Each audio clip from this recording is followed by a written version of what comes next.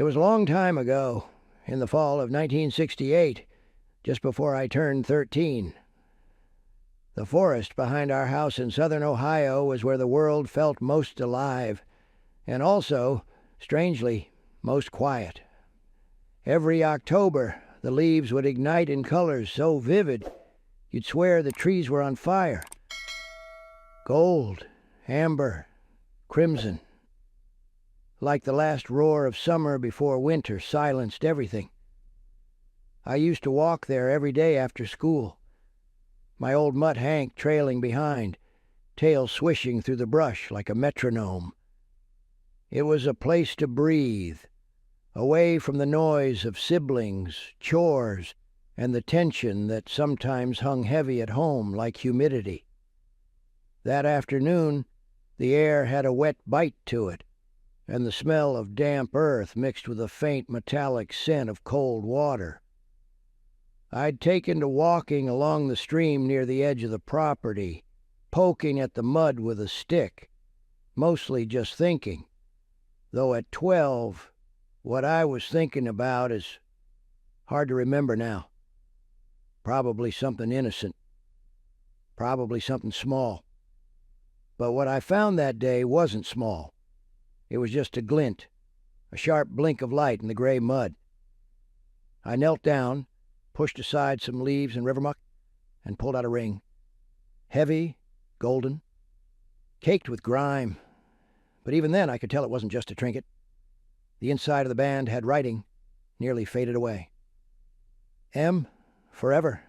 K, 1942. I didn't know who M or K were. But that date, 1942, landed like a punch. I'd just studied World War II in school. Something about it felt sacred, like I'd dug up someone's memory, someone's secret. I took the ring home and scrubbed it clean with an old toothbrush, sitting at the kitchen sink like a little archaeologist. My mom thought I was just fussing with another piece of junk, but I knew better. That night, I couldn't sleep. I kept the ring under my pillow, like it was whispering something I couldn't quite hear. The next morning I skipped cartoons, climbed onto my rusted Schwinn, and rode 2 miles toward the old part of town. Past the church, past the railroad tracks, to the streets where time seemed to stop in the 40s and 50s, like the rest of the world had moved on. But these few blocks had stayed behind, waiting. I started knocking on doors. Some folks smiled kindly. Others looked at me like I had 2 heads. One old lady gave me a cookie and told me to keep the ring. It probably didn't mean anything, she said, but I couldn't. It meant something. I felt it in my gut. Finally, near the end of the street, there was a pale blue house with lace curtains in the window and a little concrete gnome guarding the garden. I knocked. The door creaked open, and there stood an old man, thin, with skin like parchment and eyes like clear ice, sharp and sad. He wore a sweater over a buttoned shirt, like he'd once had military discipline, but now the world had softened him with grief. I barely got the ring out of my pocket before he staggered, his hand trembling. "Where did you find this?" he asked, voice cracking like dry leaves. "In the woods," I said quietly. "By the stream." He took the ring from me so gently, as if it might fall apart. "I gave this to her," he whispered. "Marjorie, in 1942, the night before I shipped out to Europe." He led me inside.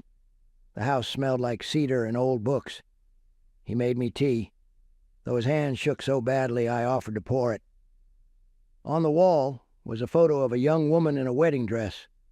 Dark curls, a smile like sunlight, and there, on her finger, was the ring. "She lost it walking that trail in the woods," he said. "Spring of '63. We searched every day for a week. It broke her heart. And then, in '65, she..." He didn't finish. He opened a drawer and pulled out a newspaper clipping. Fatal crash on Route 47. 1 dead, 1 critical. It was her. Marjorie. The picture was old, faded, but unmistakable. She was driving back from her sister's house, he murmured. It was raining. A truck jackknifed. She didn't make it. I never even got to say goodbye. The silence sat heavy. He didn't cry. Men like him rarely did. But his breath hitched, and I saw something in his eyes I'll never forget. The kind of sorrow that lingers not in loud sobs, but in the long years after. Before I left, he handed me a note, written in neat, deliberate cursive. Thank you for returning it to me, even if only for a short time. I never told anyone the full story, not for years at least.